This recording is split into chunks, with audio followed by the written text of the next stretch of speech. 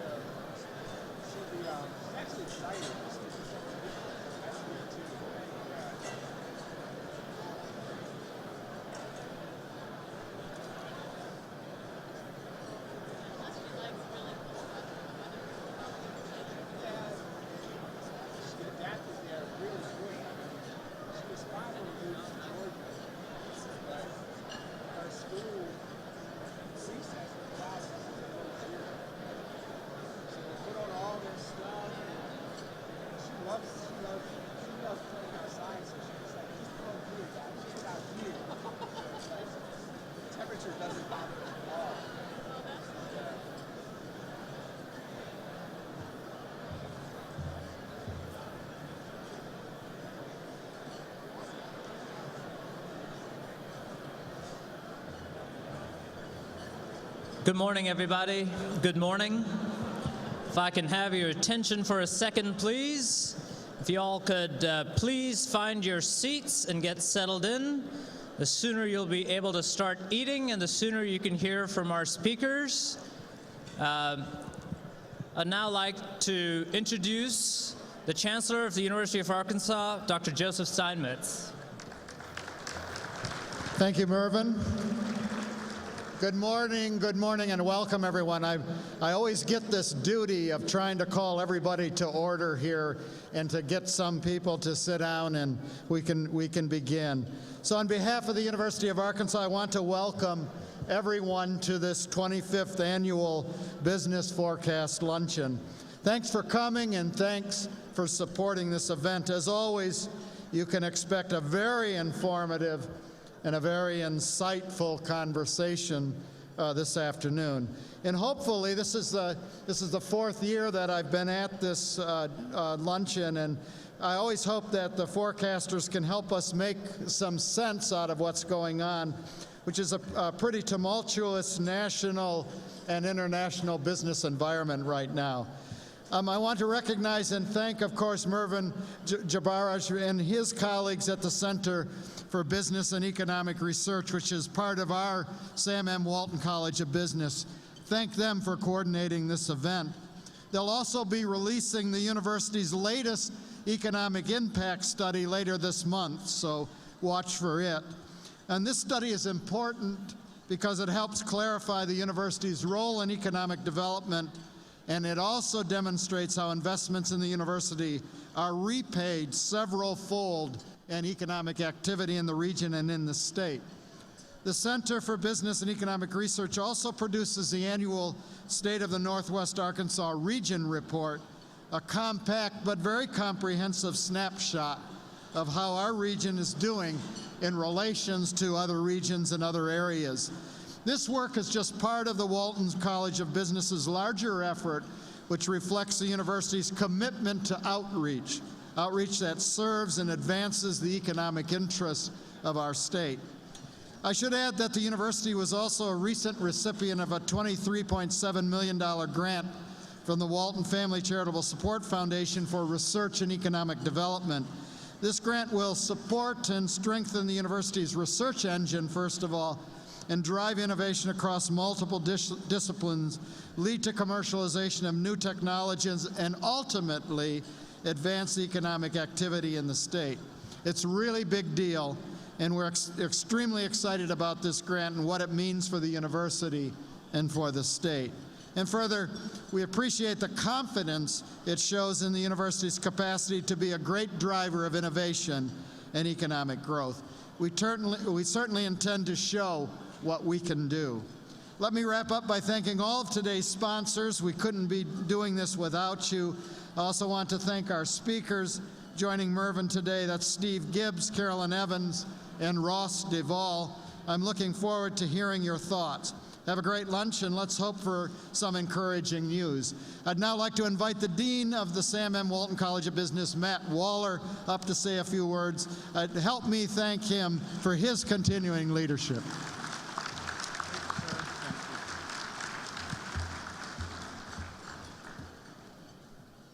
Good morning.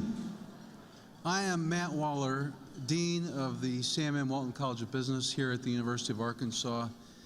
Before we get going, a couple of updates I'd like to give you. is the Walton College has opened a new executive education facility in Little Rock. How many of you are aware of that, just out of curiosity? A few? So this executive education center in Little Rock is right across the street. It's on Main Street and 2nd, right across from the Capitol Hotel parking lot.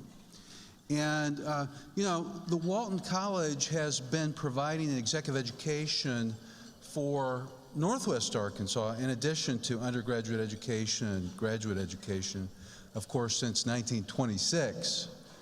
But this executive education program, the executive education programs we have are very effective and successful, and we decided to extend them to Little Rock.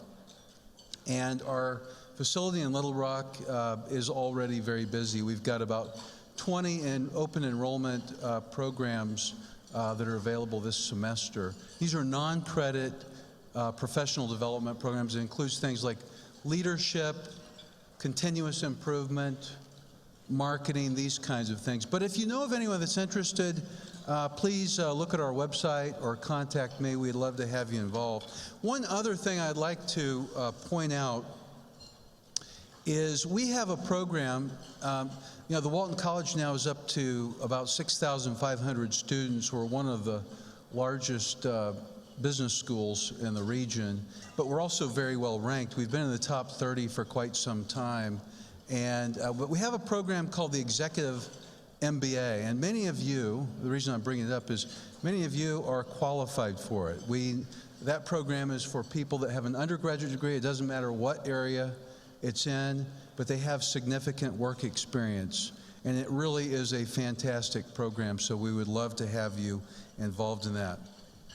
Okay, we would like to thank Marianne Greenwood for her assistance in securing this year's speakers and for her unwavering support of this program and the Walton College. Marianne is a good friend of the University of Arkansas and the entire Arkansas business community.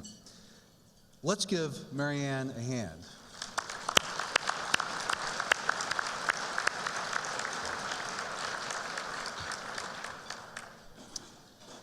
I would particularly like to recognize the 2018 Business Forecast Luncheon sponsors.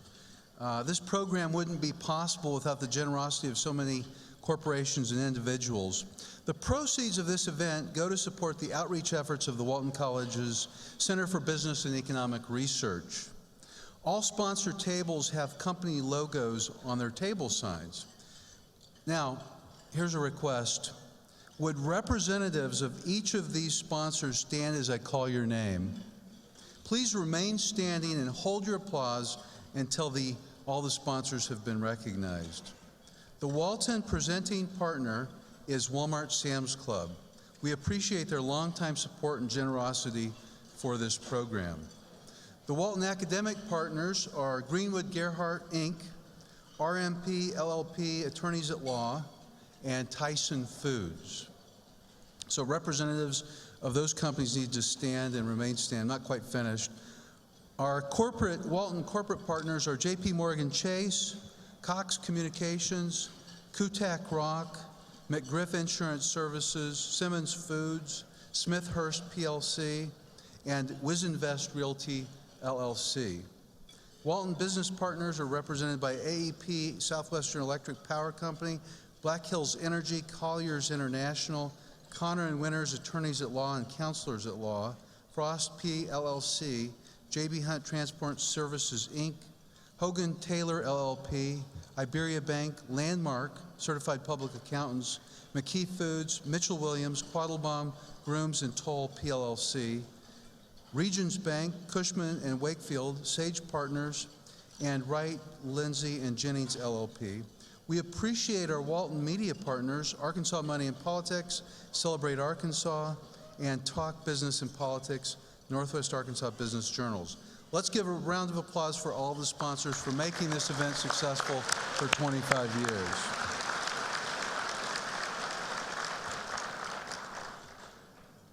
Some of our sponsors have also made it possible for over 40 of our Walton College students to join us and attend the luncheon today.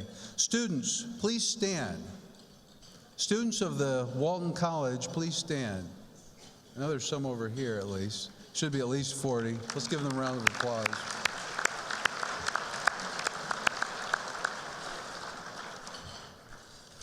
Thank you. Today's event is hosted by the Walton College's Center for Business and Economic Research and is offered in conjunction with the National Association for Business Economics. We'd like to welcome Tom Beers, Executive Director of the National Association for Business Economics, who is attending today. And we have Congressman Steve Womack, our representative in D.C., is here with us today. Welcome, Congressman.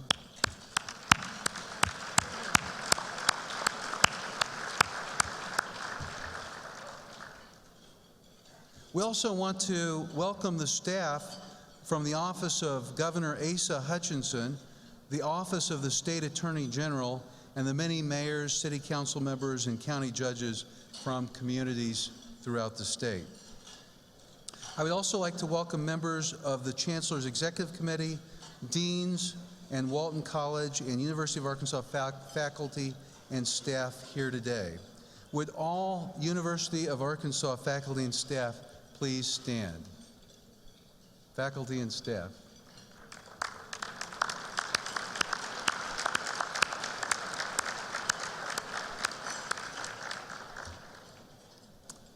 One final thing I'll say is that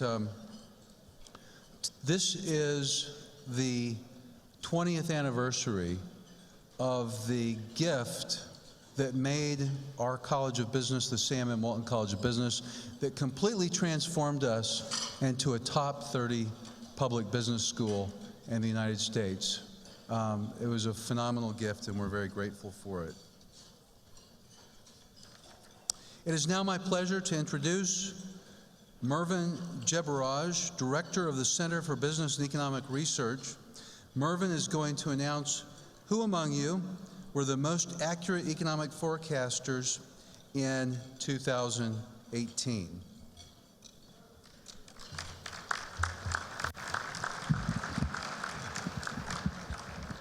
Well, good morning, everybody. Last year, Michael Milken referred to this event, the 25th annual Arkansas Business Forecast Luncheon, as the Davos of the Heartland.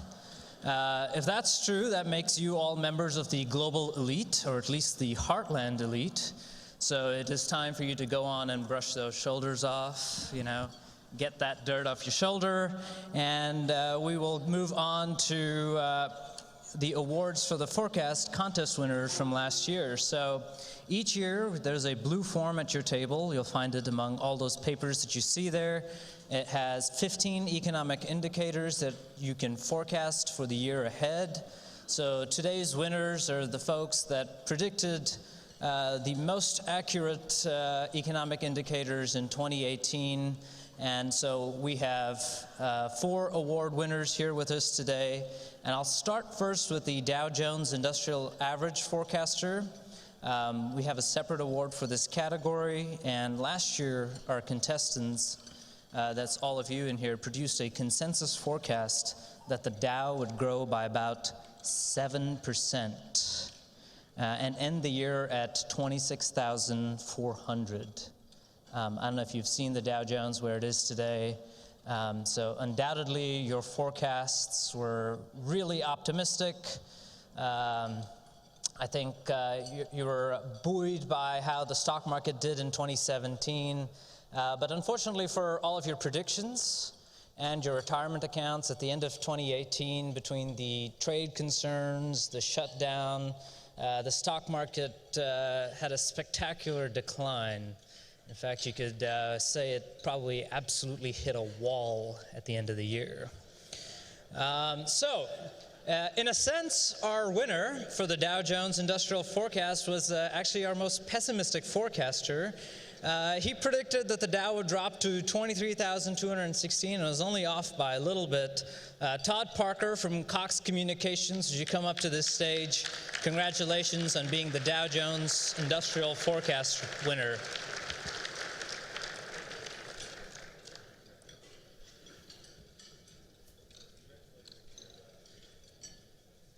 Now, before I turn to the overall forecasting awards, as we do each year, I want to take a moment to recognize a special friend of Business Forecast. Dan Grubb, who passed away a few years ago, was among the people that helped start this wonderful program 25 years ago.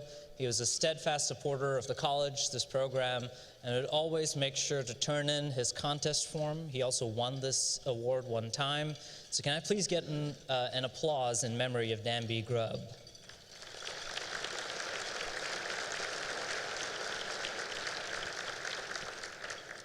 I'll now announce the 3 best overall forecasters from last year. Our third place forecast winner is Natalie Bartholomew of Grand Savings Bank. You probably know her as the Girl Banker, a platform that she uses to advocate for women in banking. Natalie?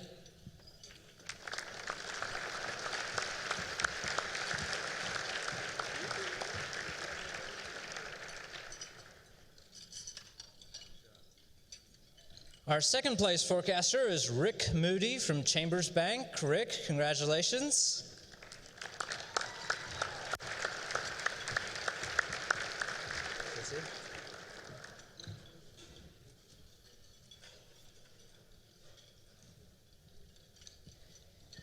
And the top spot, the Dan B. Grubb Award for Best Economic Forecast, goes to Cindy Ballou from the Sunshine School and Development Center.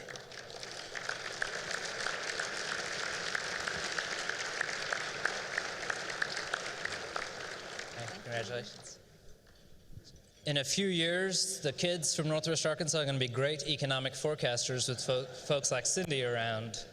So please help me congratulate all of our contest winners. Please make sure to fill in your own contest form and turn it in at the end of the program. Dean? You'll find the form for next year's contest on your table, so be sure to get your computer out, pull up your spreadsheet, and make a forecast. It's now my pleasure to introduce our moderator for today. Steve Gibbs is Senior Vice President, Chief Accounting Officer, and Controller for Tyson Foods. Steve is responsible for leading, coordinating, and directing corporate finance and accounting to provide complete, accurate, timely, and actionable financial information to the company. Most recently, Steve served as Vice President and Chief Accounting Officer for Keurig Green Mountain, Inc., a publicly traded consumer products and durables company and maker of the Keurig single-serve coffee system. Prior to that role, Steve gained valuable experience as Vice President, Chief Accounting Officer, and Corporate Controller at Scientific Games Corporation, a global gaming company, as well as roles at the Coca-Cola Company, Arthur Andersen, and Deloitte Touche. Steve is a certified public accountant and earned a Bachelor of Science degree in accounting from Florida A&M University. He serves on the Board of Trustees of Champlain College, a private liberal arts college in Burlington, Vermont, and on the Board of Directors of the Bighorn Basin Paleontology Institute, a nonprofit dedicated to paleontology and earth science research, education, and outreach in Red Lodge, Montana. Please join me in welcoming Steve Gibbs. Thank you, Steve. Thank you.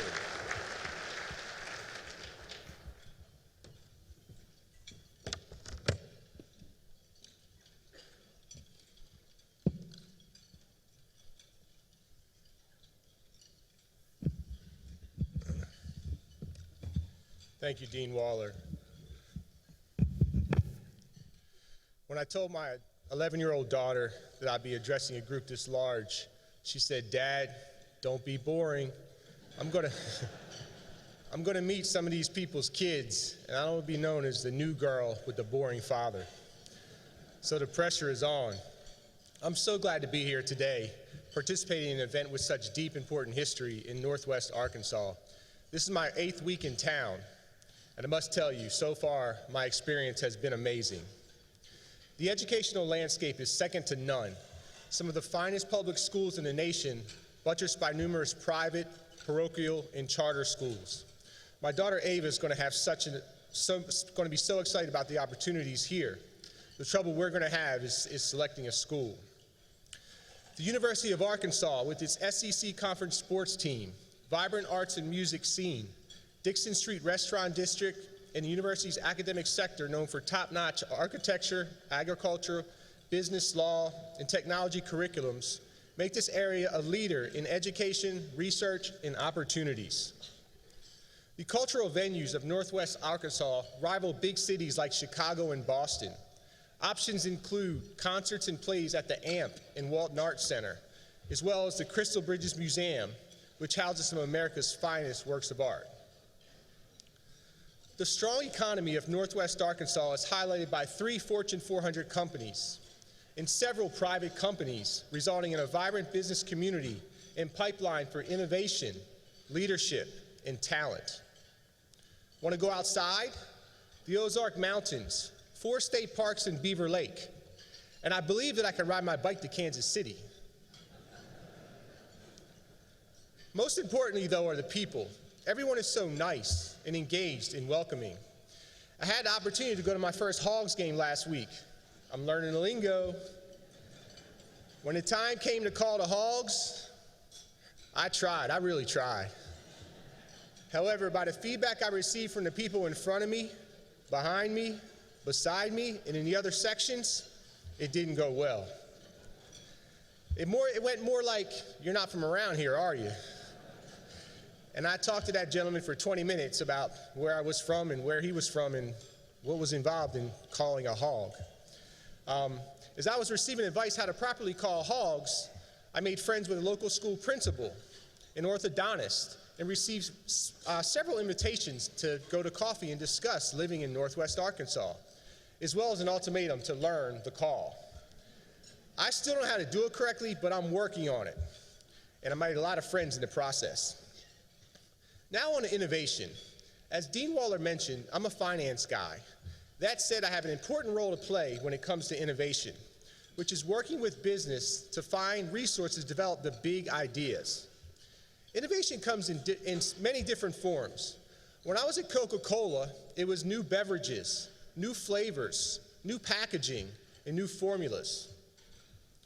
During my time at Scientific Games, it was new forms of entertainment, new ways to use pop culture in lottery games, new ways to play games using technology and online, and improved Security Inc. for scratch-off tickets. Most recently, I was at Keurig. Our system was a disruptive technology that simplified the way people make their coffee in the morning, as well as provide unlimited choice for your morning beverage. Having now joined Tyson Foods, we're innovating to sustainably feed the world for generations to come. As one of the world's largest food companies, this is both an opportunity and a responsibility for us. We're creating new products and processes and solutions to meet the wide variety of consumer needs and preferences for quality food. We know technological innovations have the power to transform the food system. That's why a couple of years ago, we launched the venture capital fund Tyson Ventures. Through Tyson Ventures, we drive innovation through direct investments in early-stage startups.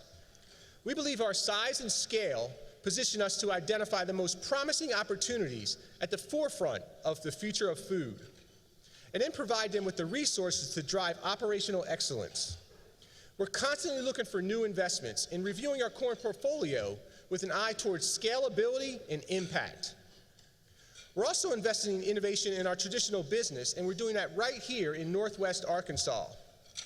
Last summer, we started work on our Tyson Manufacturing Automation Center in downtown Springdale. This will be a first-of-its-kind facility in the state of Arkansas where we'll develop and test robotics and automation technology for our plants. It'll be the third building in downtown Springdale, and bring more Tyson team members and our partners from around the world to Northwest Arkansas. So what's next? As I mentioned earlier, I believe Northwest Arkansas is an amazing place. The question is, can it be better? What competitive competencies do we want to develop in technology, healthcare, biotech, and life science? How do we create a competitive advantage of translating technology and innovation, and often scientific discovery, into commercial products and services that can be exported globally? We have all these assets. Can we monetize them with the currency being high-tech jobs, vibrant living and working communities, and high-performing talent. Is this a place where millennials want to be, based on jobs, affordability, and livability? What is our succession plan for our aging population? Can this be a preferred location to retire? What about the rest of the state? As I drive around and try to determine where to make my home, I ask myself, what can I do? What can we do so that my children and all of our children will want to make Northwest Arkansas their forever home? It'll take innovation to get us there, and innovation to make Northwest Arkansas a place that can handle there when we get there. I'm so happy to be in Northwest Arkansas and look forward to contributing to this vibrant community. And to start, I look forward to leading a conversation with our esteemed panelists. There's a lot that we can learn from each of them. Thank you.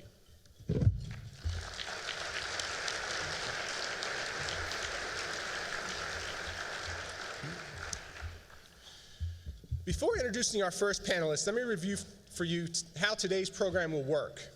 Each of our experts will give a brief overview of the economic outlook in the area they have been invited to talk about: the global economy, the U.S. outlook, and a forecast for Arkansas. After our panelists have spoken, we will have a discussion where you can submit questions on the green index cards located at your table. These will be collected just after our state and local speaker finishes his comments. Our first panelist is Carolyn Evans. Carolyn is head economist and senior data scientist at Intel Corporation. Prior to joining Intel, Carolyn held the position of associate professor of economics at Santa Clara University, senior economist at the Board of Governors at the Federal Reserve, senior staff economist for the International Trade on the President's Council of Economic Advisors, and economist at the Federal Reserve Bank of New York. She is an economist. She has published many academic articles and books in the area of international trade, political economy, global macroeconomics, and corporate finance. Carolyn holds a PhD and master's in economics and a bachelor's in East Asian languages and civilizations, all from Harvard University. She also holds a Master of Science from the London School of Economics. She serves on the board of directors of the National Association for Business Economics and the advisory board for the Master of Science in Business Analytics at Santa Clara University. Please help me welcome Carolyn Evans to the 2019 Business Forecast Luncheon.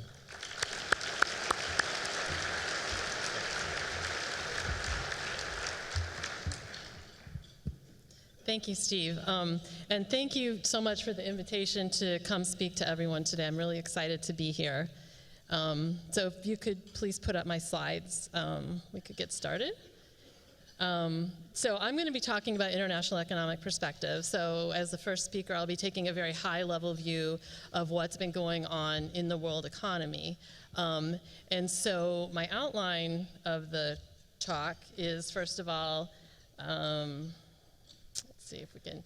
Okay, so first of all, so risk factors. Any forward-looking statements I make are subject to risk, and then a disclaimer. So anything that I talk about are solely my own views, not those of Intel Corporation or anyone associated with Intel Corporation. So that's my disclaimer.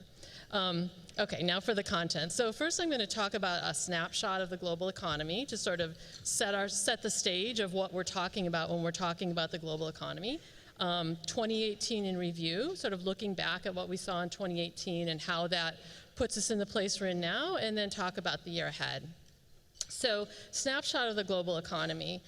So two pie charts, one for 2010 and one for 2017, and they both show real GDP, and GDP is sort of a measure of the overall economic activity of an economy, and it's controls for the effects of inflation, so it's real GDP.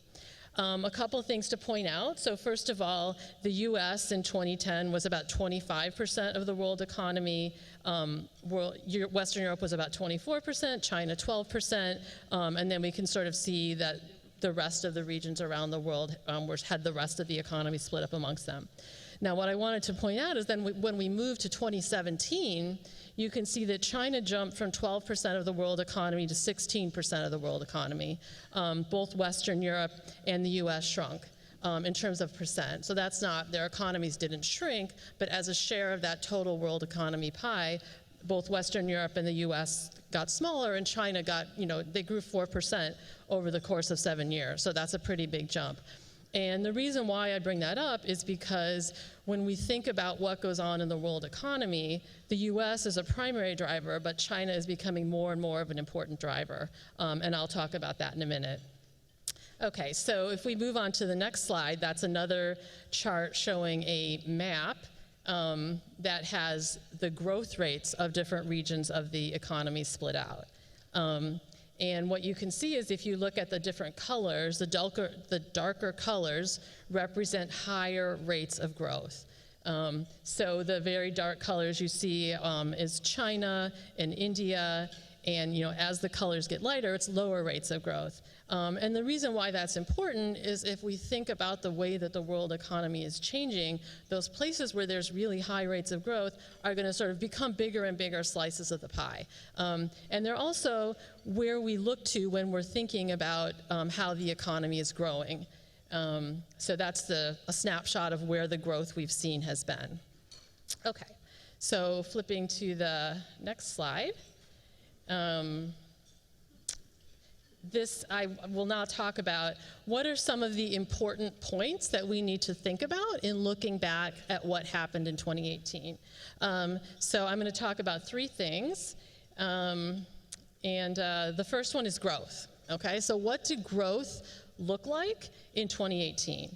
And I have 3 sources of economic forecasts here. And the reason I do that is because different sources have different models, different opinions about what's been going on in the economy. So that's why if we look at a number of different sources, it gives us a pretty good view of what's been happening. So first thing to point out is that if we look at 2016, the estimates range between 2.4%, 2.7%. 2017, right, over 3%. So the growth that we've been seeing really jumped a lot between 2016 and 2017. And then we look at 2018. 2018 was also very strong. Maybe a tiny bit lower than 2017, but not by much. So we've been seeing a really strong streak of growth, both 2017 and 2018. And there's a lot of reasons for that. One of them was that China was recovering, so they had sort of had a slow patch, and they had put some stimulus into their economy. They started growing more strongly, and as that happened, it helped to generate growth around the world. In the US as well, things have been going very, very well for a number of reasons. And so these really large economies around the world, the US, China, picked up a lot between 2016 and 2017, and then sort of that momentum carried through into 2018. So that's one point about 2018, very good growth. Another point that is important in terms of thinking about what happened in 2018 is exchange rates. And this chart is set up so that if the bar is above the 0 line, it represents an appreciation of the foreign currency and a depreciation of the dollar. So essentially, that foreign currency is getting more valuable, the dollar is getting less valuable. If the line is below the 0 bar, that means the foreign currency is getting less valuable, the dollar is getting more valuable. And the exchange rate is profoundly important for a number of different reasons. One of the reasons is for a US firm exporting a good priced in dollars, appreciation of the dollar makes all of their goods more expensive, so it's going to make it more difficult to export that good. It also has an impact on inflation in the US, so when the dollar is more valuable, inflation is more tame in the US. It's also very important in terms of the borrowing that's done by many foreign countries when that borrowing is done in US dollars. So an appreciation of the dollar, the depreciation of the local currency makes that debt harder to pay back. So it's a very, very important thing to keep track of. And one of the things I want to point out, and we talked earlier about how 2016 had been kind of a slowdown, 2017 picked up a lot, is that if we look at the values of those foreign currencies, you can see that there was a lot of depreciation in 2016. So that's the orange bar. In 2017, there was a recovery of a lot of those foreign currencies, so the dollar weakened a lot. And I'm going to show you a chart that gives you an overall map of what's been going on with the exchange rate. However, when we then turn to 2018, we see a very strong appreciation of the dollar. So if you look at those green bars, they're almost all below zero, meaning that the dollar appreciated against every major currency except the Japanese yen. And so that, as I mentioned, has a lot of different implications and is an important thing to keep in mind when we're thinking about what happened in 2018, what do we need to keep in mind as we're going into 2019. This next chart showed, I promised to show you sort of an overall map of what's been happening with the exchange rate. So this is something called an effective exchange rate, and essentially what this does is it takes the exchange rate of the dollar vis-a-vis all of the different countries in the world, and it weights them by the amount with which we trade with those countries. And this chart is set up a little differently so that when it goes up, it means the dollar is stronger. When it goes down, it means the dollar is weaker. And so, if we look at 2016 there, you can see a pretty big jump in what happened to the dollar in terms of the dollar was a lot stronger. And then it weakened quite a bit in 2017. And when we look at, say, the US manufacturing sector, in 2016, there was sort of a manufacturing recession, right? That's one reason why world growth was so low. But going into 2017, the dollar's weakening. It's very helpful for US exports. It's helpful for a lot of other reasons. However, as we moved into 2018, we saw quite a bit of re-strengthening of the dollar. Which has a lot of implications for not only for the US, but for other countries as well. And so that's something to keep in mind. And I don't have it in the chart. The dollar has since fallen back, or it has sort of fallen back a little bit in 2019. But in terms of levels, right, the dollar is still relatively strong. And that's a headwind when we're thinking about US growth and when we're thinking about the implications for a lot of other countries in the world. Okay, and then finally, I'll talk about trade policy. I don't have a slide to show you about this, so I'll talk about it. So I'm a trade economist by training, and I studied trade policy as an academic and did research, and I worked in the White House doing trade policy, and sort of what we've seen, the developments in trade policy over the last year were something that I never would have expected to see in terms of what's the relationships between the United States and the rest of the world. So just a brief history. We've had a Section 232 on steel and aluminum, which is an action that can be taken to protect the national security interests of the U.S. The Section 301, which is the action that was taken by the U.S. against China. And we now currently have tariffs on $250 billion worth of imports from China. 25% for 50 billion of those, 10% for 200 billion of those. And right now, the countries are meeting in Washington to sort of figure out where we're going to go with this. And so, trade policy is a really interesting topic because it hurts some people, it helps other people, but one of the things that we know it does is that it creates uncertainty. It creates uncertainty about the business environment. At one point in time, the tariffs that are 10% on 200 billion were supposed to go up to 25% on January 1st. It's now March 1st. And there's a lot of uncertainty created by the changes in trade policy. The other impact that has had is the implications for China. And I'm going to show you in a minute what the forecasts look like for 2019. And just to give you a preview, they're lower than 2018, and one of the reasons for those is the impact of the tariffs on China. And in addition to the impacts on China, it's obviously had impacts on the U.S. The agriculture sector in the U.S. has been hit very hard by the tariffs, and other industries as well. The fact is, supply chains are global now, and any type of tariff is going to affect the way that supply chains work. So that trade policy is a very important thing to keep in mind when we're talking about what happened in 2018. Okay, so the year ahead. So as I mentioned, I like to look at a lot of different sources because economists, in addition to on the one hand and on the other hand, right, we also have a lot of different views about what's going on in the world economy. So these are views from a number of the leading organizations in the world who look at economics. So the World Bank, the IMF, the OECD are three of them, and those all sort of have a common theme. So the OECD says growth has peaked amidst escalating amid escalating risks. The World Bank says global economic growth is projected to soften. The IMF talks about challenges to steady growth.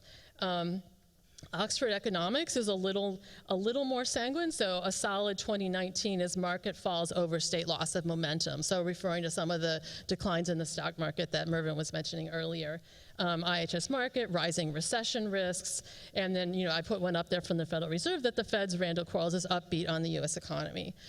So a variety of views there, and I'll show you some numbers in a minute. But I think sort of the very big picture theme that you can keep in mind is that the world economy is likely to soften in 2019, but the U.S., which has been doing really well and has sort of been the leader in terms of growth over the last year, is probably going to keep being the leader.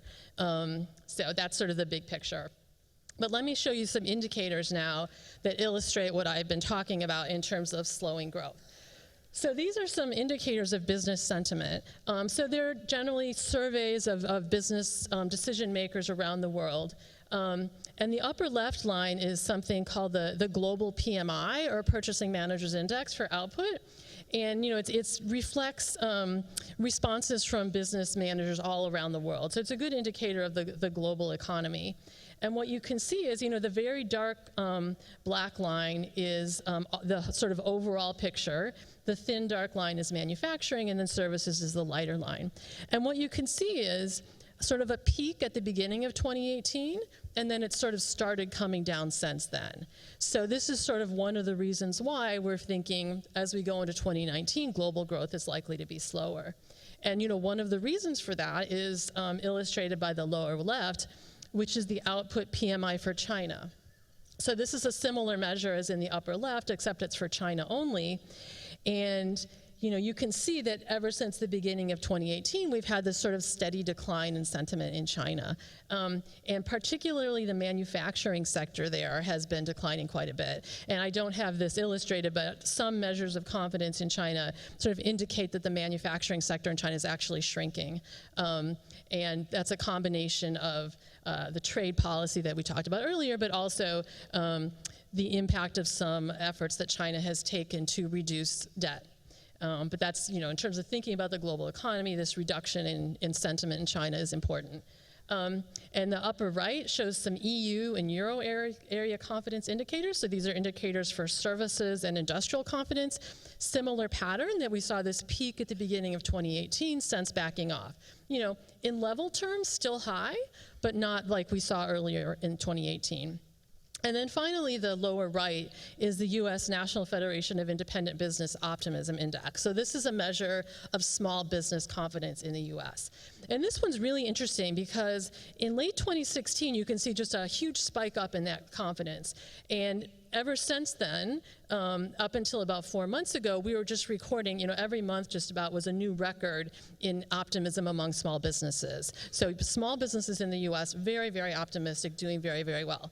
What we've seen the last 4 months or so is that they've started to come down, right? And we sort of hadn't seen that sort of 4 steady months of decline in small business optimism until the last 4 months. And so to me, what that suggests is, we've sort of seen that backing off of very strong growth around the rest of the world earlier this year. And now it looks like in the US as well, maybe there's some backing off from the very, very strong growth we've been seeing. And, I don't have this chart, but if we look at US consumer confidence as well, we've seen some reductions in confidence very recently. Okay, so the last sort of set of indicators that I have are important because they're also an indication of how strongly the world has been growing in 2017 and 2018. And overall, the sense is that things are going to be weaker in 2019 and 2018, but there's still reason for optimism. It's not like we're going to go crashing into a recession, which that's just my view. So these are employment numbers. And one of the really interesting things about the past year has been how strong employment has been. In the upper left, if we look at the US, the blue line is job openings and the red line is unemployed. And starting in March of this year, the number of job openings exceeded the number of people who are unemployed. So that's the first time in history that ever happened. So the job market in the US is just on fire. The lower left is the labor force participation rate in the U.S., still not back to where it was pre-Great Recession, but still has been picking up a lot. The upper right shows employment in the Euro and the EU 28, record highs, right? Just really, really high levels of employment in Europe as well. And then finally, on the lower right is Japan, and the labor force size is the dark blue line, and the unemployment rate is the light blue line. And the unemployment rate is essentially at record lows.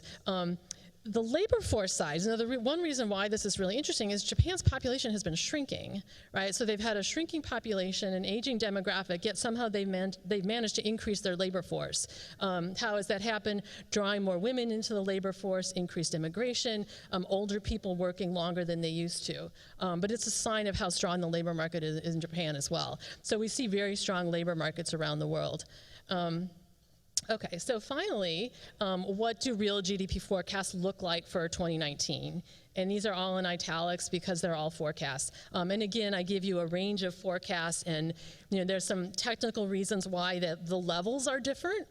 But what you can see is very, across the board, across all these different sources, all looking for a decline in 2019 from 2018. So, make no mistake, it's still very strong growth, but it's going to be weaker than it was in 2018. That's sort of the general consensus on what we expect to happen. And I'll also mention that if we look back, say, 6 months ago, 3 months ago, all of these sources had higher forecasts than they do now. So the IMF most recently last week downgraded their 2019 forecast by 2 percentage points, or sorry, 0.2 percentage points. So, we're expecting 2019 to be slower than 2018, and also that outlook has been gradually moving down as well. So that's all the slides that I have, and I will pass it back to Steve to introduce the next speaker. Thank you.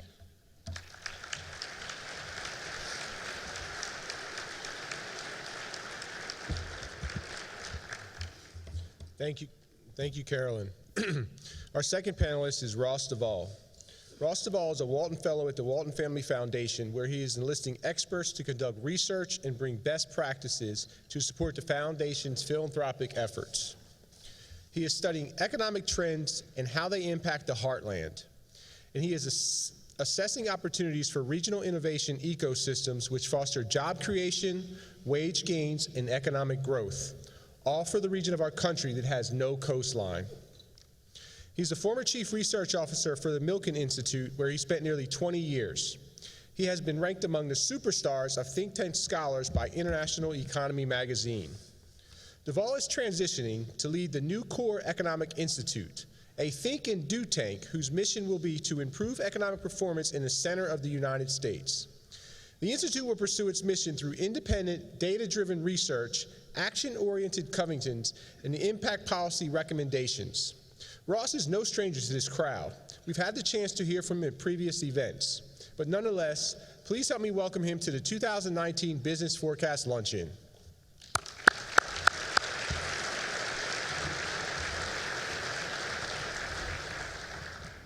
Thank you very much, Steve. I appreciate that kind introduction. Hopefully nobody went back and checked the accuracy of my forecasts. My former boss, Larry Klein at the University of Pennsylvania, who was a noted macroeconometric forecaster, said, Ross, my advice, forecast early and often. Eventually you might be right.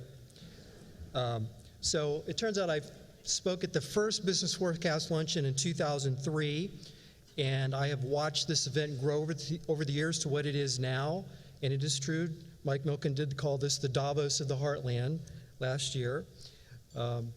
So early in my career, I used to do econometric forecasting for the U.S. economy, both as the U.S. lead at Walton Econometrics and as chief economist at CSX, large railroad. While forecasting is no longer my day job, I still have my own opinions on the outlook, and I'm going to share that with you today. Also, I'm going to talk about innovation and the role that it plays in driving not only the U.S. national economy, but many regions around the country as well. And also, I want to thank Jonas Cruz on our staff who helped put this presentation together, and he did a great job on these maps. And Carolyn made me feel warm and fuzzy when I saw all those maps. My undergraduate degree's in geography, so that was an added bonus. So I'm going to talk about innovation and long-term growth first, talk a little bit about research and development, the role that entrepreneurship and access to early-stage risk capital plays, talk about human capital. I never give a presentation without speaking about the role of human capital, especially at an event put on by the University of Arkansas. Talk a lot about the STEM workforce and the role that it plays, technology, dynamicism, and then I will talk about the U.S. outlook, and I'll drill down on very specific sectors from the consumer to business, housing, trade. I used to be a trade economist as well, Carolyn, so we share that, but you're more astute at it than I am. Financial, talk a little bit about the financial risks, and then going to give you a summary outlook.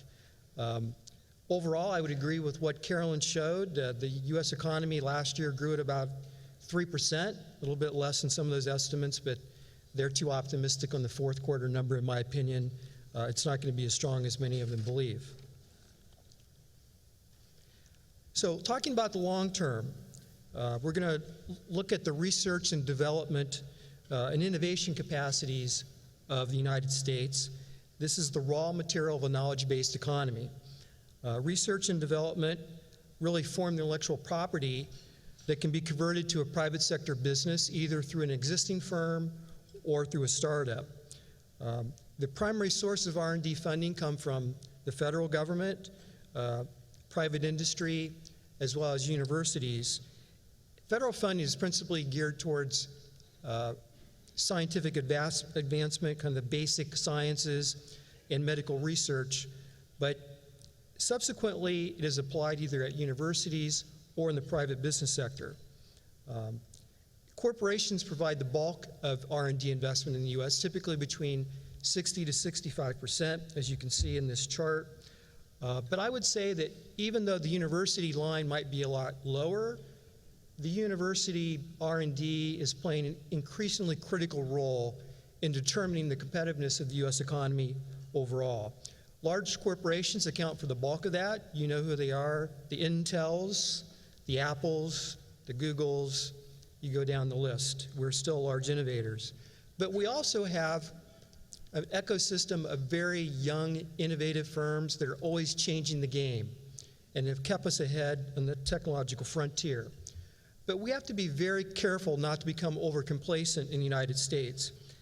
China this year, by my estimation, will actually invest more in research and development on a purchasing power parity basis than the U.S. does. This will be the first time ever that that has occurred. China is putting big bets in on 5G mobile technology, robotics, AI, biotech, and even seed breeding, as the Chinese would call it. Okay, so the first map. This is what we call the research and development inputs. It's part of the State Technology and Science Index that I helped develop while at the Milken Institute. My former staff just updated this about a month ago, so this is all new data that, of course, has been put into, you guessed it, a map. So the color coding first. If you're in dark blue, it means you're in the top 10. If you're in light blue or light gray, you're in the bottom 10, and then you have the gradients in between. And we will follow Utah on this list because they are one of the leaders, I think, in public policy advancement.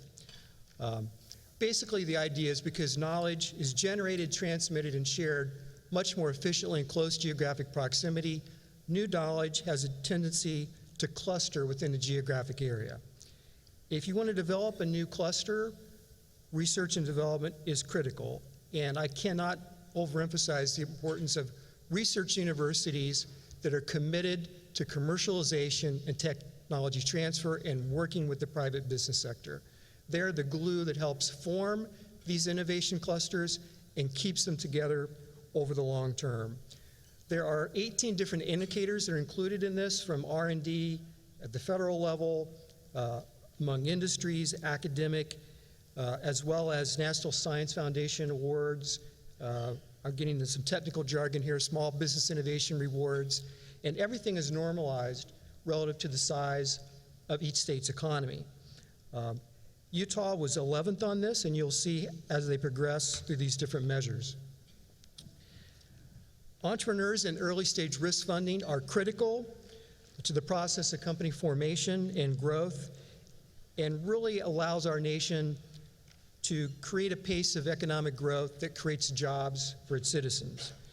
This chart shows you the share of total employment in the U.S. that's represented by young firms. Young firms is defined by firms 5 years of age or less.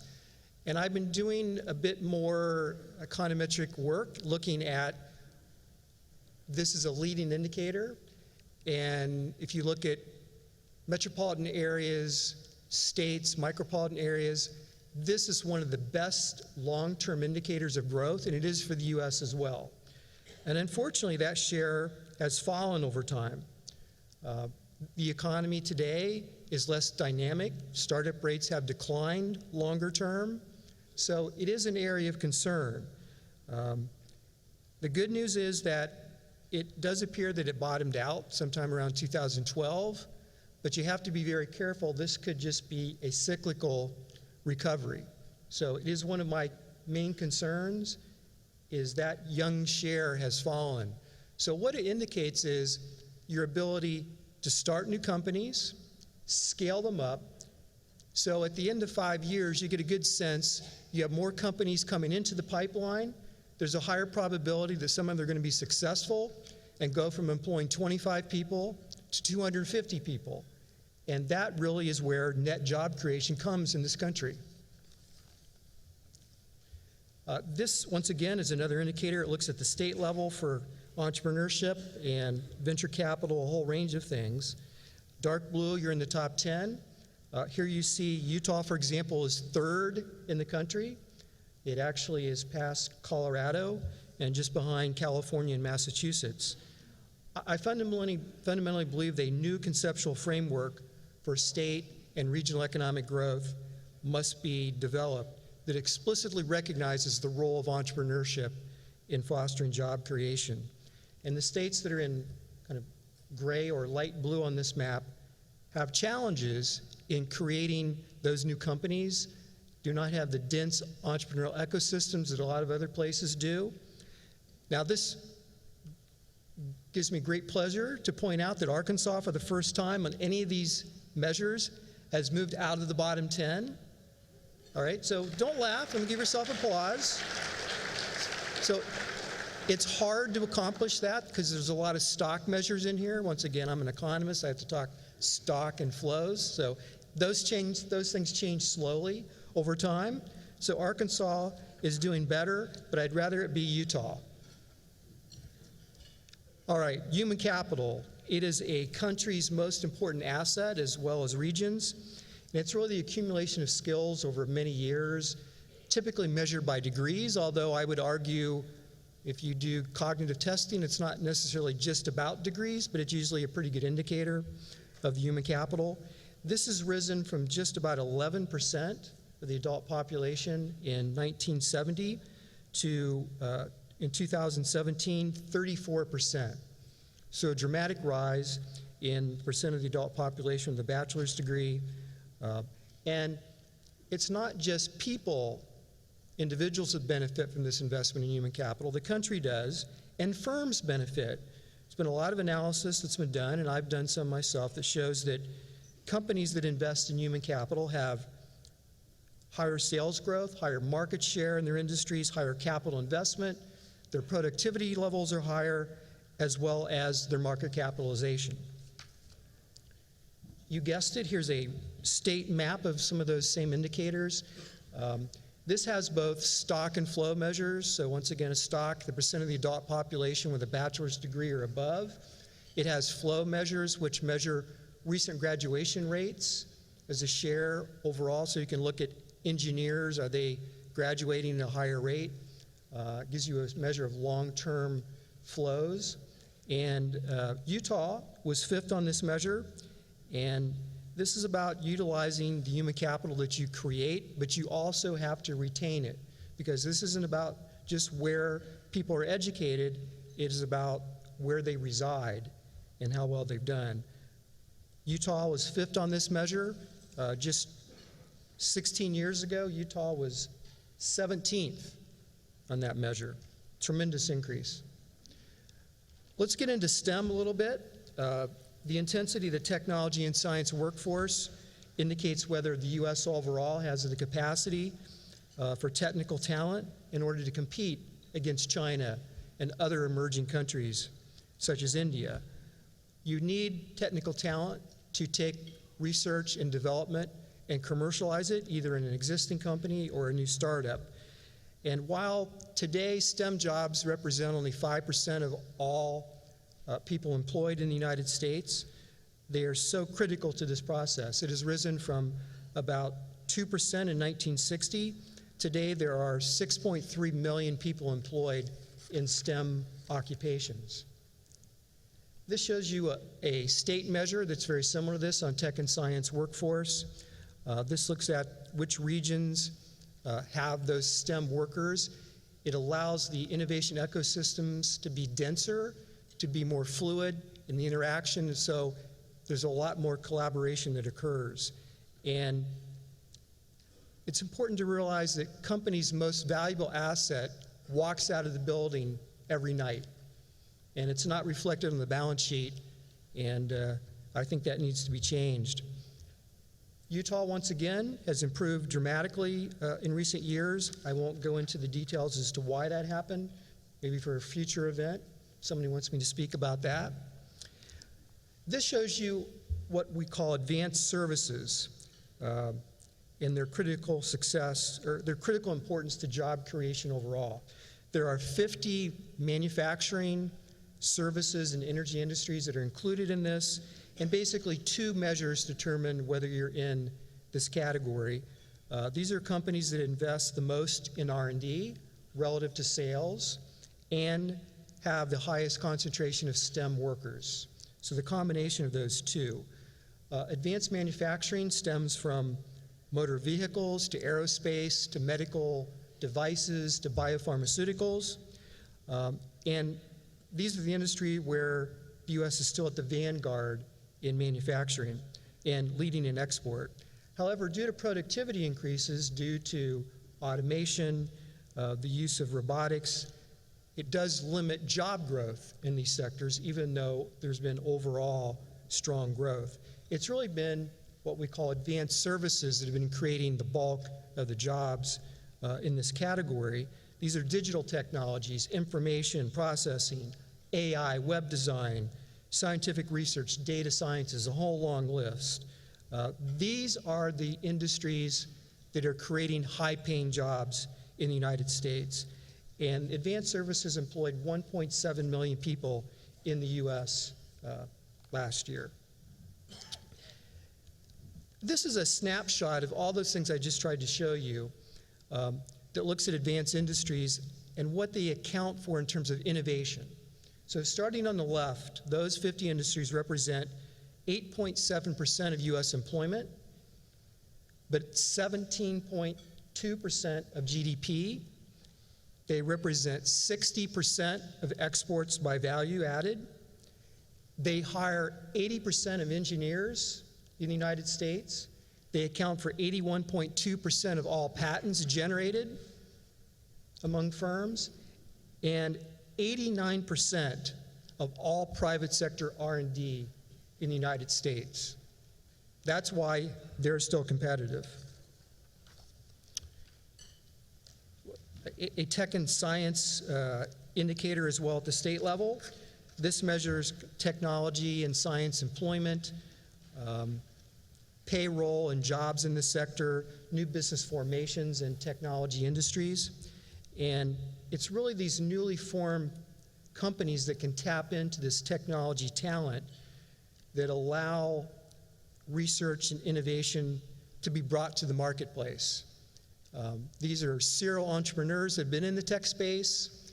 They've done it before, they do it again, they mentor others, and you have an ecosystem that kind of lives and breathes. You live in the middle of the most dense one in the world, Carolyn. We're hoping to bring more of that to the center of the country. You see, if you look closely, that Utah is first On this category now, this looks at more recent growth figures in technology. Utah has had the fastest growth in technology in the country over the past few years. It's not California, it's not Massachusetts, it has been the state of Utah. So this takes all those different measures and puts them together in the State Technology or Science and Technology Index. Massachusetts was still number one. It has been every year since 2002. Colorado was second, Maryland was third, California was fourth, and Utah has moved up to fifth. In 2002, the first time this was created, Utah was 10th, and over a period of just 16 years, moving up that rapidly is a remarkable accomplishment. Okay, this is my busy chart. I've just told you those things are important, but how can I demonstrate it? Well, one way to do so is to look at what does it mean for people and places. So this shows you across the 50 states, average annual pay, and the ability of the State Technology and Science Index to predict or explain the variation in average pay per employee.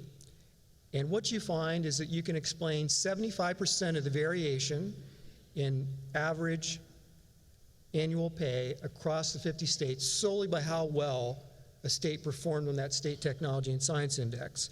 And my former mentor, Larry Klein at Walton, would have been very proud of this relationship because it meant that I listened. Okay, let me move to the U.S. outlook a little bit. What's ahead? I'll kind of drill into various sectors. Carolyn kind of gave you the overview. This shows you a chart of disposable income growth. And despite all the headwinds that the U.S. has faced, from financial markets being a bit wobbly entering this year, to some would call it trade wars with China, the government shutting down, the economy is still rolling along at a fairly strong clip. I would say that the risk of recession this year is about 25%, maybe increasing to 35% in 2019. Job growth was strong again this month. It caught most people by surprise at positive 304,000 jobs. I think that'll get revised down lower, is my sense. But still, it is a very strong number, and we just had the 100th straight month of job expansion in the United States. Just a remarkable accomplishment. Also, manufacturing added 250,000 jobs last year. That's the most jobs U.S. manufacturing has added since 1995. That's a big deal, folks. We've also had a slowdown in home building, but still, labor markets have been improving. Unemployment's dipped down to 3.7%, and real disposable income has moved from growing at about 1% an annual rate in mid-2016 to about 3% today. What this has enabled is consumers are willing to spend, and they're able as well. So fueled by those job and wage gains that we've seen, this shows you consumer sentiment and consumer spending. And consumer debt servicing burdens have risen a little bit, but they peaked at 13.1% in 2009 and now are still below 10%. So consumers' balance sheets are still in pretty good shape overall. And consumers have propelled the economy forward. This doesn't show you the last dip down in consumer confidence in January from the conference board. It did dip down. That really is related to the government closure or partial closure. And consumers apparently still continued to spend throughout the holidays, and e-commerce sales were very strong. Although it's important to recognize e-commerce sales are only about 10% of total retail sales still to this day, so there's ample room for more activity based on the web. This shows you business investment after kind of tax and regulatory reform. Small business optimism has been very high. It's fallen off a little bit in the past few months, but real business investment for the first 3 quarters of 2018 advanced at an annual rate of 7.5%. Business tax reform played a role in this. And my sense is if trade tensions are not escalated and the challenges with tariffs being placed on Chinese imports and the retaliation against our exports, I think we'd have seen even stronger business investment. So higher oil prices in the year earlier in 2018 helped. They've come down significantly. That headwind or that tailwind will no longer be behind us. Investment growth will slow down, but I think it still will remain fairly strong. Home sales, this is a sector that deteriorated in 2018. Housing affordability declined. Mortgage rates rose from roughly 4% to 5%. Higher housing prices made them less affordable. And also tax reform played a role here because the tax benefits to home ownership have declined because the standard deduction has risen. So a lot of people can't itemize like they used to. And then when you combine that with a new cap on mortgage interest deductibility at $750,000, which affects the coast disproportionately, housing activity in California, New York, along the coast has really begun to fall off. And we've seen some employment losses in those related sectors. This looks at exports and imports, and trade has been a drag on the U.S. economy over the past few years. Stronger growth in the U.S. relative to the world, as well as Carolyn showed you, the higher value of the dollar have really affected those numbers. The good news is that President Trump and President Xi Jinping decided to declare a truce for about 90 days, kind of a cooling off period to see if they could reach at least some moderation in views. And let me just say that, China has been circumventing World Trade Organization rules since they joined. There have been several administrations that have been trying to encourage them to change their behavior. That has not been fruitful. And they have not upheld, for example, opening up the financial services market as they said they would.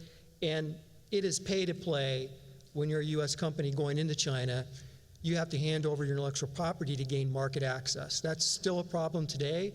To me, it's much more important than any of the true trade issues of goods. It's the services and the intellectual property. And so, rightly or wrongly, we'll see in terms of how the negotiations play out, but Trump decided that it was time to send a message that the U.S. really meant business. You're going to adhere to these pledges that you made, or you're going to face consequences. We'll see if that works out. An important signpost is someone who used to be on my advisory council, who's the Treasury Secretary today, Steve Mnuchin. When he's out in public making comments or floating comments that are attributed to him, it means that the optimists on trade are starting to carry the day, if you will, because in the background, Leitzinger and Peter Navarro are whispering in the president's ear, and they are both China trade hawks. I think that's putting it mildly. Very quickly, a little bit on the federal government. This shows you the federal spending, or the deficit, I should say. Unfortunately, when Congress decided to reform the business tax system, they did not look at trying to make it revenue neutral. It was anything but revenue neutral. And Congress has also increased discretionary spending and defense spending at the same time, related to a massive tax cut. And the budget deficit has grown from $439 billion in 2015, when it was 2.4% of GDP. Today, it's going to be $1 trillion in 2019 and 5% of GDP. So the other way to look at this is fiscal policy is highly stimulative and will probably help growth this year and next year. I don't think we have to be as concerned about rising federal debt levels as we might have thought 20 years ago. I used to believe this fervently, but I believe in evidence, and the statistical evidence says that it doesn't hinder economic growth as much as we previously thought. What's really important is what you do with those deficit dollars. Are you investing them in such things as R&D? Or are you putting forth towards current consumption expenditures? And we haven't done enough investing. Let me wrap this up quickly. The Fed is starting to unwind its balance sheet.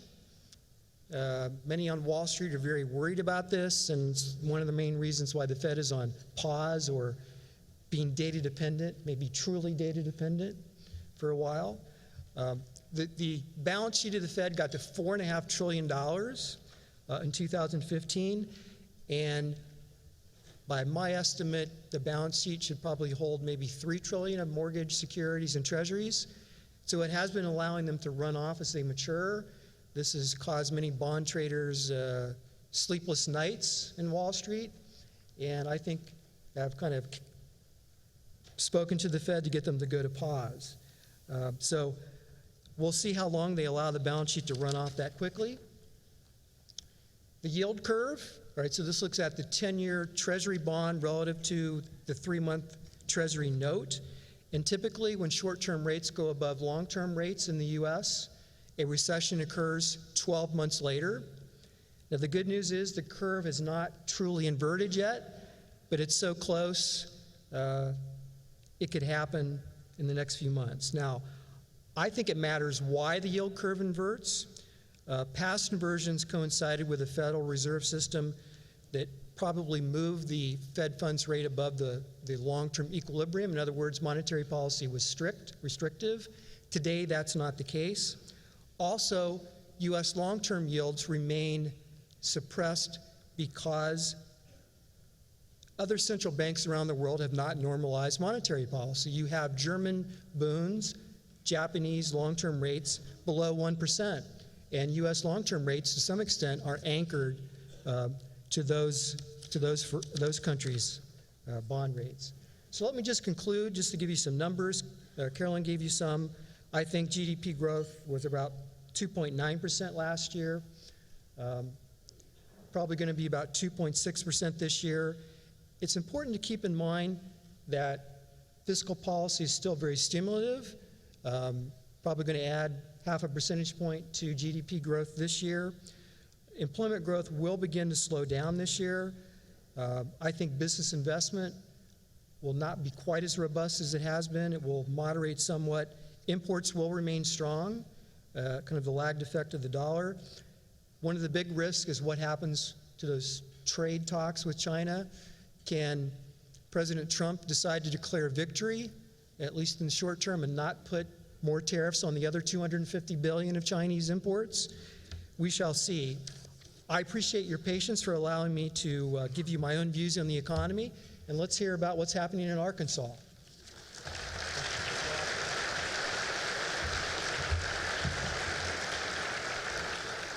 Thank you, Ross. It is now my pleasure to introduce Mervyn Jabraj, Director of the Center for Business and Economic Research. He is an exceptional source for business and economics-related expertise that so many rely on to understand how the national and regional issues impact Northwest Arkansas and Arkansas as a whole. He makes presentations that pass on CBER's expertise directly to over 5,000 individuals annually and tens of thousands more. Hear and see his economic analysis and commentary through TV, radio, and print media. His work has been noted by the state's business media. The Northwest Arkansas Business Journal recognized Mervyn as one of its Fast 15, and Arkansas Business put him on a list of 20 in their 20s. Are you in your 20s? 10 years ago, Arkansas Business put him on a list of 20 in their 20s. He's a member of the National Association of Business Economics and serves on the board of the directors for the Association of University Business and Economic Research. Mervyn's presentation today will focus on the outlook for the Arkansas and Northwest Arkansas economy in 2019.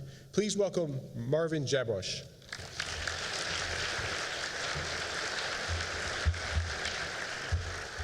That was 4 years ago. So I'm going to get right into it. We'll start with our look at how the Arkansas economy did in 2018, and then look at what our forecast for 2019 is and where we expect growth to be. Now, it's a little hard in the afternoon after eating lunch to listen to three economists, so there's plenty of coffee and sugar at your table, so feel free to imbibe. So if we want to start and look at what we did in 2018, I'll start with the good news for Arkansas. And then we'll slide into some negative news, and then I promise I will finish with good news again, so you will leave feeling somewhat more pleased. So if you look at the unemployment rates, this is our great bit of good news for this state. The nation as a whole, just under 4% unemployment. Arkansas about 3.5, Northwest Arkansas about 2.5. And so if you remember what we talked about in 2017, we thought that the unemployment rates, both for the state, the country, and the region were fairly low, and as low as they were going to go. We were able to sustain those low unemployment rates, and that's great news for the state. It's especially great for wages for workers. After long decades of wage stagnation, we've finally seen, adjusting for inflation, under 2% wage growth for Arkansas workers. So the low unemployment rates sustained over 2 years have really raised wages for workers, and that's great news. If you look at the unemployment rates across the board in our metro areas here in Arkansas, you'll see Pine Bluff at the top there, about 4.5%. In the middle, in the red line, that's Fort Smith. They kind of mirror the state average, about 3.5%. At the very bottom, the blue line is Northwest Arkansas, about 2.5%. So what you saw in 2017 is unemployment rates were still going down across our metro areas. Most of 2018, in all these metro areas, the unemployment rate essentially held steady at the low rates, and that was a great bit of good news. So now I'm going to take my little break from the good news and talk about, if you look just under the unemployment rates to figure out why the unemployment rate went down and stayed down, that's when you get to looking at the labor force and labor force participation rates in Arkansas and in our metro areas. So the blue line shows you labor force growth in the country, and you'll see that that was positive. And the red line shows you labor force growth, which wasn't growth, for Arkansas. And you'll see that we spent most of 2018 in the negative. That means people left the labor force. So what does that mean? It means that instead of the unemployment rate going down because people are entering the labor force and finding work, or people that were unemployed were finding work, instead, what we saw happen across Arkansas and some of our metro areas was that people who were unemployed left the labor force without finding work. So that's sort of the bad reason for you to see unemployment declines. So these are the three growing regions of the state in Arkansas. I have Northwest Arkansas, Central Arkansas, and Northeast Arkansas on here. And you'll see that the labor force growth rate is not nearly as strong as it used to be between 2014 and 2017. But it's largely positive in 2018. All of these regions briefly dipped into the negative in 2018, but have at least somewhat moderately grown their labor force through most of 2018. What we don't like to see is this particular chart here. These are the other three metro areas, Fort Smith, Hot Springs, and Pine Bluff, and you'll see that they had large negative declines in labor force in these regions. They spent most of the year losing about 3% of their labor force, and that is the piece that concerns us. So last year I stood up here and I bemoaned the fact that Arkansas's labor force participation rate, in spite of the record low unemployment rate, was rooted to 58%. I guess I didn't specify in which direction I wanted it to go. It went down further from 58%, so I guess at least we're not rooted to 58 anymore, but we're stuck at 57 something, which isn't exactly great. And you'll see that both the country as a whole, the labor force participation rate has steadied for the nation, hasn't improved for Arkansas, and this looks at the labor force as a whole, but the same story holds for people in the prime age population between 25 and 54, people we think should be in the workforce. And so a lot of people have theorized about why these people are not in the workforce. Some of them have argued that, well, computer games have gotten so good that all of these people are just staying home and playing Fortnite and taking the W or the L, depending on what's going on. But I think it's really not that. I mean, we've seen some reports come out in recent years that show the effect of the opioid crisis here in the state and the country.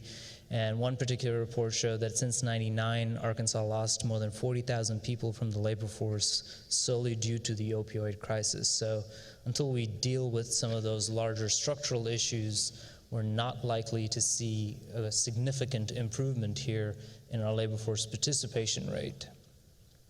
So how did the state as a whole do? I'm showing you non-farm employment. Obviously, farm employment was not on there, and our farmers took a little bit of a beating last year in the trade war. But this is what non-farm employment has looked like in 2018. The red line is the forecast for 2019. And in 2018, the growth in Arkansas employment was about half what it was between 2014 and 2017. In 2018, we added about 10,000 jobs, a 1% growth rate. previous years was about a 2% growth rate and a little more than 20,000 jobs in each of those years. So we're growing as a state, but growing at a slower pace than we were between 2014 and 2017. And our forecast for 2019 is about 10 to 11,000 jobs that will be added in the state. So when I say statewide employment growth, it makes it seem like the state as a whole grew jobs, but this next chart shows you where exactly the job growth really occurred. I have metro areas in blue and non-metro areas in red, and you'll see that almost all of that job growth in 2018 came from the metro areas. And the metro areas would add 10, 12, 15,000 jobs each month, looking at a year-over-year basis. And the non-metro areas would then subtract 3, 4, 5,000 jobs from that total, which gets you to about that 10,000 number. And when I say metro areas, I'm being very generous with that definition too. It does say 6 metro region. It really was 3 metros, and it's anyone's guess what it was. It's Northwest Arkansas, Central Arkansas, and Jonesboro would add all the jobs. Pine Bluff, Fort Smith, and Hot Springs would either lose a few or stay steady, and then the non-metro areas would lose a lot of jobs. And so the only improvement we saw was in December of 2018 when the state added 16,000 jobs, and there was slightly positive growth in the non-metro areas and a lot more job growth across our 6 metro areas. So what sectors in Arkansas did well? At the top you see construction. A lot of this is happening right here in Northwest Arkansas and is reflected on the state, but there's plenty of construction across the state in several different sectors. For all the builders in the room here, you're having a good year and you know it. I'm expecting you to have champagne on ice for us next year. Professional and business services has done well in Arkansas.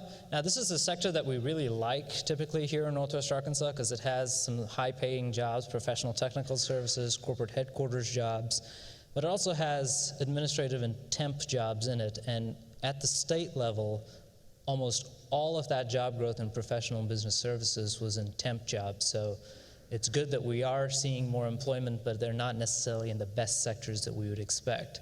Manufacturing grew in Arkansas as a whole.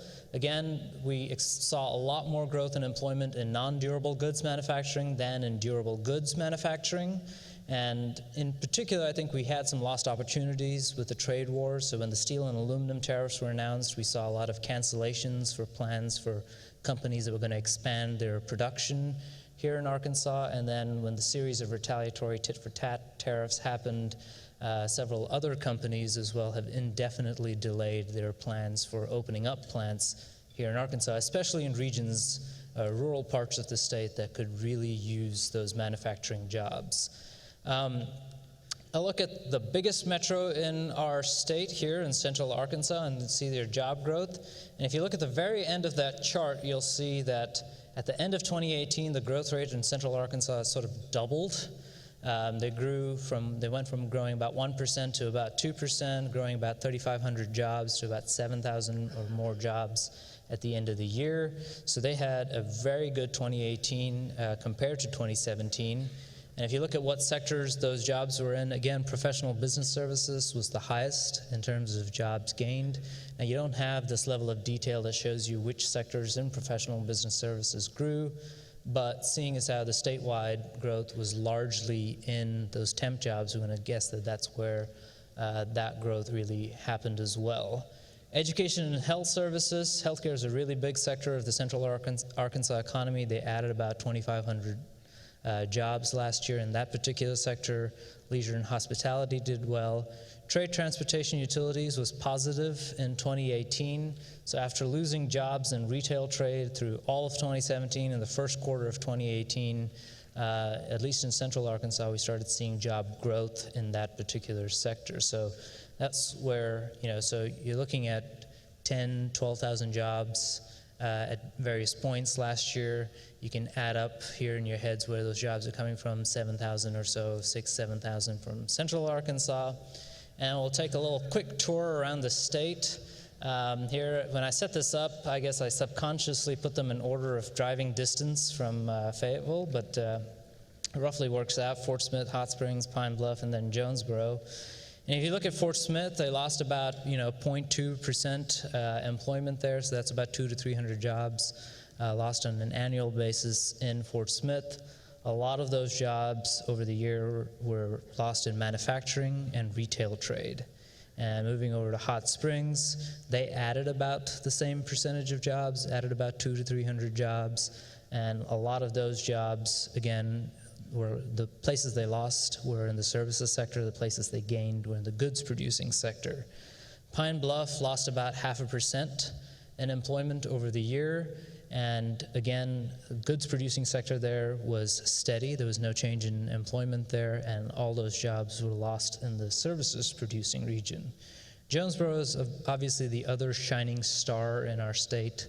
Strong employment growth, 2.3%, 1,300 jobs, fairly solid growth in both goods producing and service producing sectors. So if you're keeping up with the math in your head, there was 7,000 from Little Rock, about 1,300 from Jonesboro. Those are your positive additions to employment in any given year.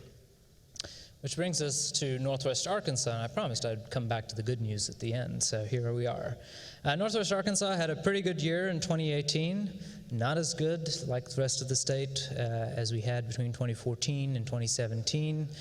So we added about 5,000 jobs last year, 5,500, close to 6,000 jobs last year. And it was a little bit of a slower pace than we saw in 2017. 2017 employment growth in Northwest Arkansas was about 3.1%. In 2018, it was about 2.3%, so still among the strongest in the state, but compared to ourselves, a little bit slower than where we used to be. Our forecast obviously calls for about another 5,000 jobs added in Northwest Arkansas over 2019, and I still think of Northwest Arkansas as a place where people come to for jobs. Obviously, we have a lot of really nice things which bring people here as well. But the people that move here tend to move for jobs. So given that our employment growth has slowed down a little, I would expect that our population growth in 2018 and 2019 is going to be a little bit slower than what we saw between 2014 and 2017, when we added about 12,000 people every year. The other big thing is we are now in Arkansas-only MSA. McDonald County in Missouri is no longer part of our MSA. It's just Washington, Benton, and Madison County in Arkansas. I didn't hear any celebration, so I guess you guys like Missouri. Misery. The change in sectors, where do we see that job growth? Again, construction, you see that grew about 8% consistently through the year. We have plenty of evidence for all of this. There are homes being built, there are apartments being built, there are little offices and retail establishments, roads, the universities on a building spurt, all kinds of building happening across this region, which is great news. Now, this shows you the change in employment from December 2017 to December 2018, so there's a lot of seasonality involved with which jobs do well in December versus other parts of the year. So actually, the second strongest employment growth was in leisure and hospitality, which grew about 5.5% through most of 2018. Now, this should come as no surprise to you. We have made tremendous investments in our museums, our restaurants, our bars, our breweries. We've also made a lot of investment in a very active outdoor lifestyle. So if you want mountain biking parks or kayaking parks, we have that. If you want to go further and you want climbing walls and climbing gyms, we have that. Trampoline parks, we have that. So basically, if you really want to break your bones, Northwest Arkansas has options for you. Which brings me to the third fastest growing sector in Northwest Arkansas, which is healthcare. It was all orthopedic work. They've been setting bones for as long as they could see. So really, we could build a specialty here, come to this really nice place to break your bones, and then we'll set them for you too. I'm kidding, it wasn't really orthopedic. It was mostly just general medical services to deal with the population growth. That's where we really saw the growth in health services here in Northwest Arkansas. Manufacturing employment grew quite a bit. Most of that was in non-durable goods again. And the sector of trade, transportation, utilities there has struggled in Northwest Arkansas. Retail trade continued to lose jobs through all of 2018.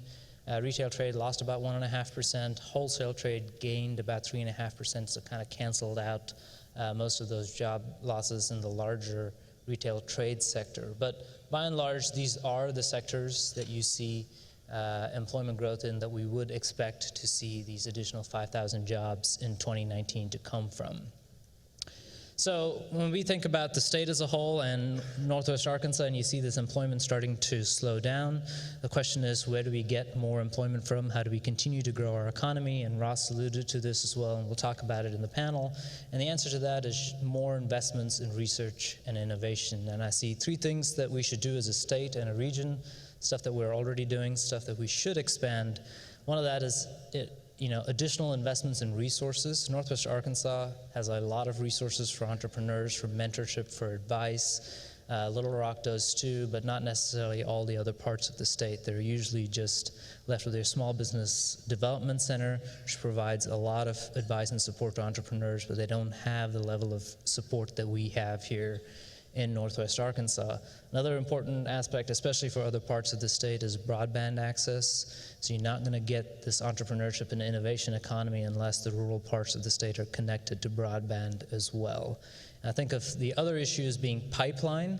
Obviously, in Northwest Arkansas, we have the university and research, but we also have accelerator programs. We have a supply chain accelerator here in Northwest Arkansas, a fintech accelerator in Little Rock, but not any more of these programs through the rest of the state, which is something we would need to invest in.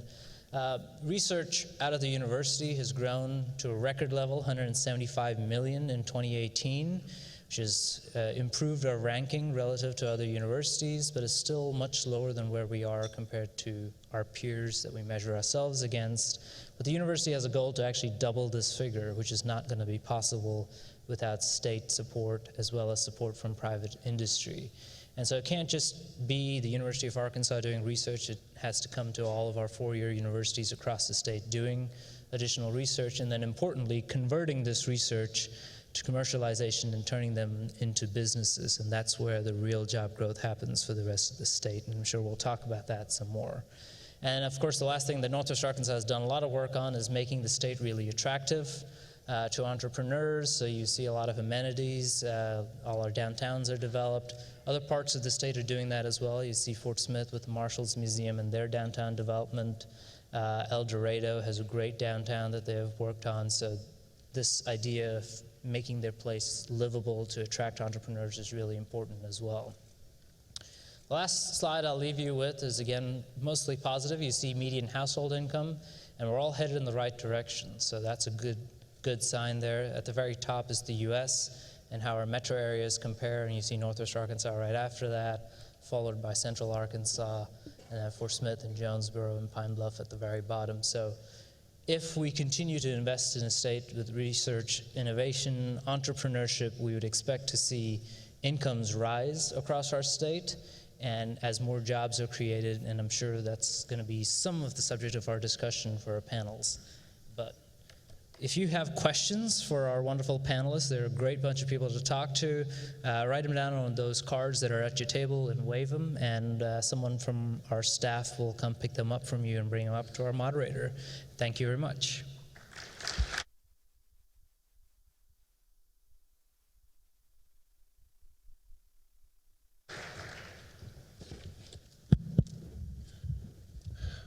All right. Ross, it's been 10 years since our last financial crisis. What do you see as the most underappreciated risk to the U.S. economic outlook? I know I asked you to go ahead and query that question towards me. A little pessimistic, but here's the way I would view it. This has largely gone unnoticed in the United States in financial markets, but what are called leveraged loans made to companies with a lot of debt on their balance sheet already.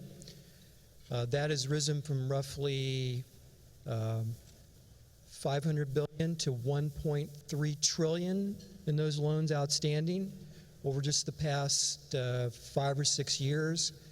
They have been securitized in the collateralized loan obligations, and they're sitting on the balance sheets of a lot of places that if you examine them, it looks very similar to the subprime mortgage crisis, the same size, actually the exact same size. When you combine that, looking at the, I will call the high yield bond market, some might call it the junk bonds, really, triple C or less, and that comes to about 2.7 trillion that's sitting out there on balance sheets.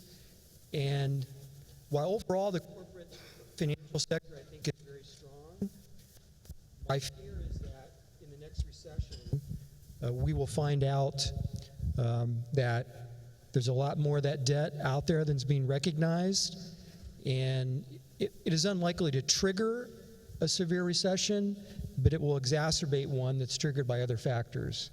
And I know the regulators at the Fed are looking at that very closely, but I don't think it's recognized within the financial sector as extensively as it should be. Thank you. Carolyn, what is the biggest long-run challenge faced by the large economies in the world? It's demographics, is what I would say. So many large economies in the world have aging populations. Japan is sort of at the forefront in terms of this, and as the population ages, you have sort of fewer people of working age to support the rest of the population. And it also makes sort of the growth and innovation that Ross mentioned more difficult. So Japan's sort of at the forefront of that. A number of European countries, Italy is an example, are also facing that issue. And China's actually facing that issue as well. Their one-child policy they had in place for a long time is sort of exacerbated the challenge to a certain extent, in the U.S. also. So I would say when we think very long term, that's a challenge that all these economies are facing. Thank you. The labor force participation rate in the U.S. as well as in Arkansas has been abysmal. What can we do about that? Yeah, I mean, if you look at what, recently we've seen statistics about labor force participation for the U.S., and you see women's labor force participation rates are lower than men's, again, especially among the younger women. And we've seen something very similar here in Northwest Arkansas, where the labor force participation rate for women with children at home between 0 and 6 is much lower than even the rest of the state. And when it comes down to it, it looks like childcare, the cost of childcare is really affecting labor force participation rates. So when we look at those overall labor force participation rates and wonder why we're not seeing the same level of participation, some of it in some regions has to do with the lack of availability of childcare. But I think the bigger problem across the state for 25 to 54-year-olds in particular, you're seeing opioid crisis is a much larger problem for the labor force participation rate. There's been a lot of ink spilled about the problem, but not a lot of action taken to deal with the problem. And these are difficult problems. Dealing with opioid addiction is not easy. It's not a 1-year fix. It's not a 2-year fix. It's going to take a while, but it requires us to invest in those strategies to deal with it today, yesterday probably, at least a few years ago, but we haven't done it yet. I would put one other factor with that. I think the opioid crisis is playing a large role, especially amongst males between the ages of 25 and 54 and staying out of the labor force. But I would include the obesity rate. It's truly the double killer. You put the opioid crisis on top of the obesity challenges we face, and in those parts of the country, you look at the county level, they have the lowest labor force participation rates. And it's costing many of these states a lot of money to treat the various conditions related to obesity, the deaths you lose human capital from in the opioid crisis. Donald Trump was touting that he's working to fix the opioid crisis by getting China to clamp down on fentanyl coming into the U.S. I think he's a bit premature. He likes to take credit for things that he doesn't really deserve. So hopefully that agreement will be biting, and we will see the fentanyl epidemic in terms of imports coming from China diminish. But my fear is those imports will just pop up from somewhere else. Thank you. What are the likely scenarios for progress on the negotiations with China on trade, IP protection, subsidies for state-owned enterprises, and market access barriers? I can start. So I think it's a really tough problem. I think Ross alluded to this, that in a sense, the tariffs is a very short run, sort of much easier to solve issue, and the long run sort of intellectual property, state-owned enterprises, those are really, really hard nuts to crack. And, I really don't want to venture a guess. Like I said, I've just been completely surprised for the last year about what happens. So I'm not going to guess. Well, that's just Donald Trump being Donald Trump. He wants to surprise everybody at all times. I think that the president really needs a win early this year. And my sense is that whatever's negotiated will be the greatest, most incredible deal ever. And we will then declare not necessarily victory, but at least postpone an escalation. I'm hopeful that we won't see additional tariffs put on the other $250 billion, but President Trump is going to need something. Wow. He's going to need something to be able to point to declare victory, but it doesn't take much for him to declare victory. What specifically is the state of Utah doing that Arkansas is not? Boy, it's almost like I planted that question. I have a good guess as to where that question came from, but the answer is what they did in 2001.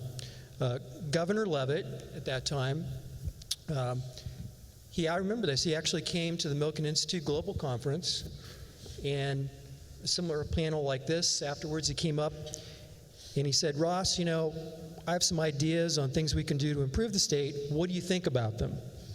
So I've had a series of discussions with him and other leaders in Utah, but Utah made a concerted decision to invest in STEM workforce.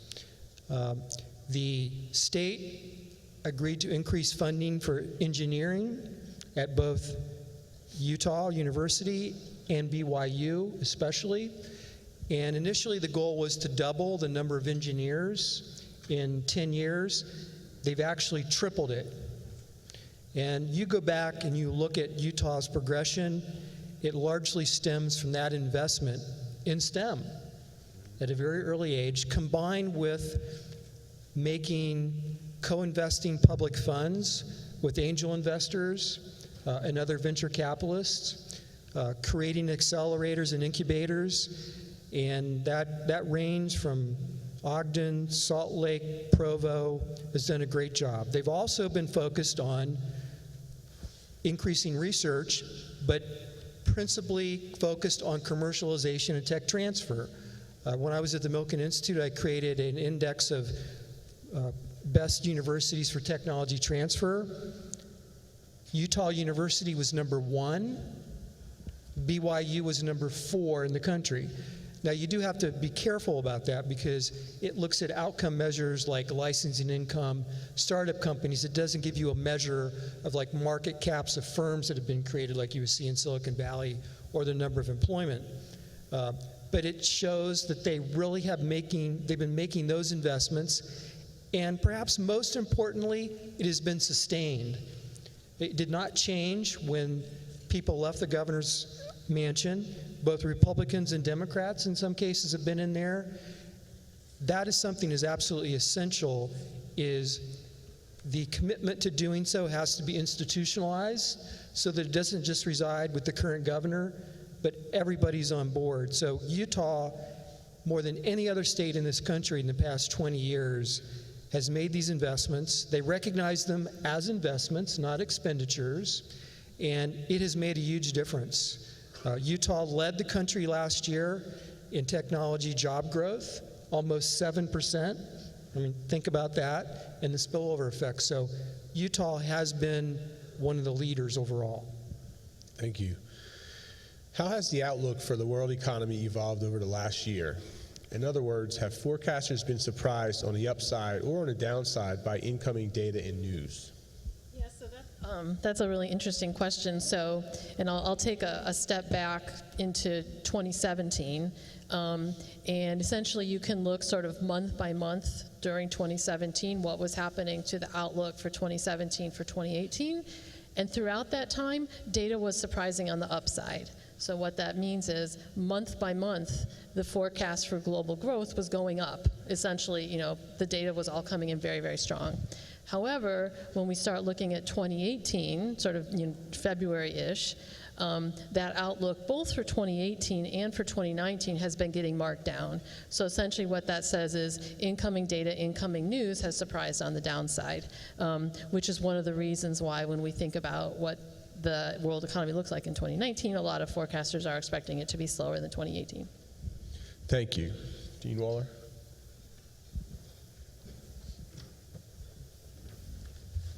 On behalf of the University of Arkansas, I want to thank the panelists and Steve for participating in the Business Forecast 2019.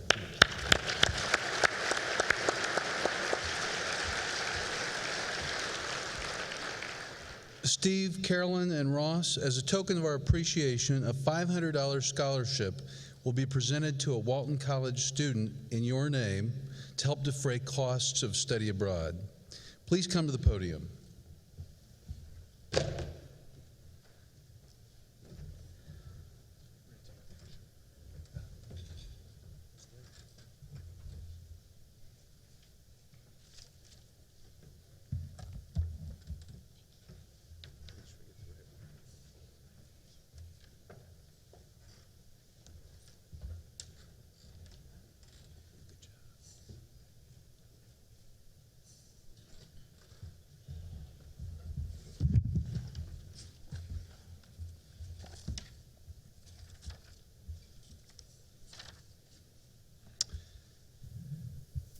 Before we adjourn, let me remind you to fill out the evaluations in your packets as well as your 2019 forecast. You may leave both forms on your table for collection. Thank you for coming. We thank you for your support over the past 25 years, and we look forward to seeing you at our 26th forecast in 2020. We hope this information helps you succeed in 2019. Thank you.